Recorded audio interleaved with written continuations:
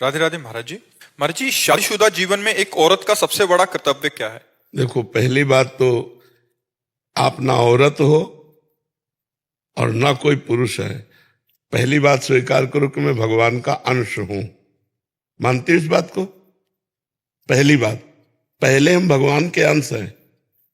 फिर दूसरी बात है कि ये अंश स्त्री शरीर में आया है, तो स्त्री शरीर का कर्म हुआ लोक धर्म, और भगवान के अंश है, ये हुआ परम धर्म। परम धर्म का पालन करते हुए, भगवान का नाम जप करते हुए, अपने परिवार और अपने पति को भगवत स्वरूप मानकर आराधना करना, यही एक स्त्री का परम कर्तव्य है। जैसे सास ससुर है, उनमें भगवत भाव करे, देवर नंदरानी जो भी है, ये सब भगवत स्वरूप है। लड़ाई झगड़ा कलह अशांति तब होती है जब हमारे अंदर भेद बुद्धि होती है। जब भगवत बुद्धि होती है तो सब प्यार भरा जीवन। और जब हम सास ससुर की सेवा करेंगे, अपने पति के परिवार को प्रेम देंगे, तो पति अपने आप अधीन बना रहेगा। अगर पति अधीन बना है और परिवार की भगवत स्वरूप से सेवा हो रही, तो आप खुद देखो, ये लोक आपके लिए परम सुखमय हो जाएगा। और परम धर्म भगवद अंश, नाम जप कर रहे हो, इसलिए आपको भगवान की प्राप्ति होगी। लोक परलोक दोनों आपके मंगल में हो जाएंगे यदि नाम जपते हुए भगवत भाव से अपने परिवार की सेवा करते हुए उसका फल अपने पति को प्रसन्न रखना, पति की अधीनता, पति के सुख के विषय में चिंतन करना कि हम कौन सी चेष्टा करें जिससे हमारे पति को सुख मिले। यही स्त्री का परम धर्म है। एक है धर्म, एक है व्रत, एक है कर्म, एक है नियम। पति कैसे प्रसन्न हो? एक है धर्म कर्म व्रत नेमा, काय वचन मन पतिपद प्रेमा। शरीर से, वाणी से, मन से हमारी चेष्टा पति के चरणों में, वो प्रसन्न रहे, वो सुखी रहे। अगर ये हो गया तो लोक परलोक दोनों बन गए।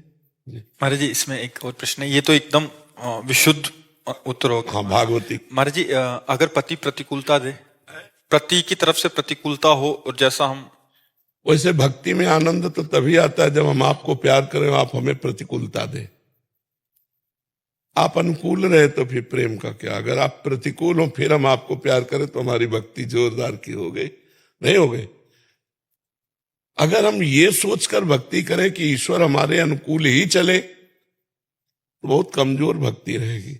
और जब ये सोच के चलेंगे कि आप हमें दंड भी देंगे, प्रतिकूलता भी करें, प्यार का मतलब समझते हो? हम जैसे आपको प्यार करते हैं और आप सभा में खड़े होकर दूसरे को प्यार कर रहे हैं, आदर दे रहे हैं, हमारा तिरस्कार कर रहे हैं, फिर भी हमारे हृदय में आपके प्रति प्यार भाव बना रहे, उसे प्यार कहते हैं। ये प्यार कौन करता है? उपासक के सिवा थोड़ी कोई कर सकता है। भगवान ने वामन रूप धारण करके बलि से 3 पग पृथ्वी मांगी। गुरुजी ने उनके मना किया कि ये कोई वामन और नहीं, भगवान श्री हरि है, ये अपना पैर इतना बढ़ा लेंगे कि तुम 3 पग दे ही नहीं पाओगे। तो उन्होंने गुरु की आज्ञा नहीं मानी कि अब भगवान जब मांगने आए हैं, ये अपने संकल्प से भी छीन सकते थे, ये अपने पार्षदों को भेजकर हमें मरवा भी सकते थे। जब मांगने आए हैं तो गुरुदेव अब आपकी बात नहीं मानेंगे। भगवान के लिए ही तो गुरुदेव होते हैं। आप भगवान से मना कर रहे हो कि इनको मत दो, अब हम आपकी बात नहीं मानेंगे। देखते जाना, हम आपको प्रेम की बात कह रहे हैं। गुरुदेव ने शाप दे दिया, जा ऐश्वर्य भ्रष्ट हो जा, श्रीहीन हो जा, लक्ष्मीहीन हो जा। कोई फर्क नहीं पड़ा बलि को। और 3 पग पृथ्वी का दान किया। गुरु से भी एक तरह से अवज्ञा करके भगवान को 3, और जो ही भगवान को 3 पग पृथ्वी दान किया तो भगवान ने इतना विशाल रूप धारण किया, पहले ही कदम में ब्रह्मलोक तक, नीचे दूसरे कदम में रसातल, तलातल, पाताल, महातल, सबको 2 कदम में पूरे ब्रह्मांड को नाप लिया। अब बलि से कहा, बोल, बड़ा दानी बनता था, और आदेश किया गरुण जी से कि बांध दे इसे वरुण पास में। वरुण पास प्रतिपल मृत्यु का कष्ट देता है, बांध दिया। और बोले, बोल, अब बड़ा दानी बनता था। गुरुदेव ने मना किया तो भी नहीं माना। अब 3रा पग पूरा कहां करेगा? तो बलि जी को गुस्सा आ जानी चाहिए कि नहीं आ जानी चाहिए? पहले तो बन के आए इतने बड़े, और नाप लिया इतने बड़े बन के, और सब दे दिया, अब हमें डांट रहे हो। लेकिन ऐसा कुछ नहीं कहा, ना कटु वचन कहे, ना हल्के वचन कहे। हाथ जोड़ के कहा, प्रभु नाराज मत होइए, मैंने झूठ नहीं बोला।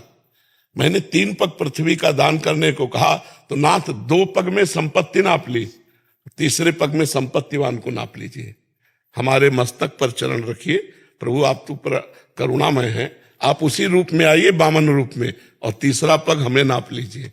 भगवान बंध गए और बलि ने कहा भगवान हमारा प्रणाम स्वीकार करो। भगवान अजित कहलाए और बलि ने जीत लिया अजित भगवान को दैन्यता और प्रेम से। आज भी भगवान वामन के रूप में रसातल में द्वारपाल बने खड़े हैं, जहां बलि का निवास है द्वारपाल बने भगवान आज भी खड़े हैं। तो प्रेम तो वही है कि जब सर्वस्व कर ले और फिर हमें प्रतिकूलता मिले फिर भी हमारे भाव ना बिगड़े, तब तो प्रेम है, नहीं तो फिर प्रेम का मतलब क्या रह गया। प्रेम बहुत बड़ी वस्तु है। तो पति प्रेम, पति प्रतिकूल व्यवहार कर रहा है, हर क्षण कष्ट दे रहा है, पर हम उसके प्रति भगवत भाव रख रहे हैं, तो वो पतिव्रता एक दिन पति को अधीन करके सब सुखों को प्राप्त कर लेगी। जी इसके विपरीत इसी का करेंगे, शादीशुदा जीवन में एक पुरुष का परम कर्तव्य क्या है? अपनी अर्धांगिनी को प्राण मानना।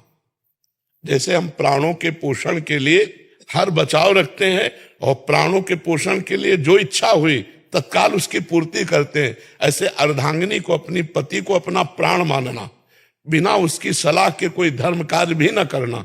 धर्म कार्य करना है तो उससे सलाह लेकर, अगर वो थोड़ा रुक्ष स्वभाव की है, कड़वी स्वभाव की है, प्रतिकूलता देती है, तो हमें सहन कर जाना। केवल एक बात ना हो, पर पुरुष से वो रमण करने की लालसा न रखती हो, तो हर व्यवहार उसका हमें सहन कर लेना चाहिए और उसको भगवान के मार्ग में प्यार से दुलार से चलाना चाहिए। जैसे पत्नी के लिए कहा